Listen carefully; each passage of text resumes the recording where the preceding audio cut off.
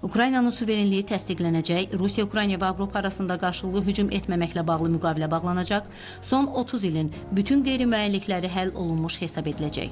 Rusiya qonşu ölkələrə hücum etməyəcək və NATO daha da genişlənməyəcək.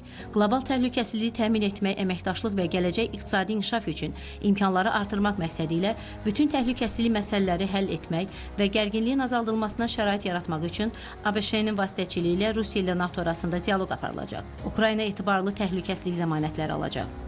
Ukrayna silahlı qüvvələrinin sayı 600 min nəfərlə məhdudlaşdırılacaq. Ukrayna öz konstitusiyasında NATO-ya qoşulmayacağını təsbit etməyə və NATO öz nizamnamələrinə Ukraynanın gələcəkdə qəbul edilməyəcəyi barədə müddəa daxil etməyə razıdır. NATO Ukraynada qoşun yerləşdirməməyə razıdır.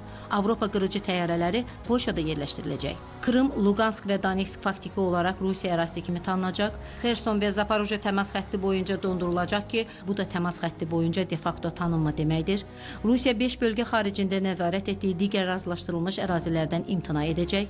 Ukrayna qüvvələri hazırda Donetsk vilayətinin nəzarət etdikləri hissəsindən geri çəkiləcək və bu geri çəkilmə zonası beynəlxalq səviyyədə Rusiya Federasiyasına məxsus ərazi kimi tanınan neytral silahsızlaşdırılmış bufer zonası hesab ediləcək.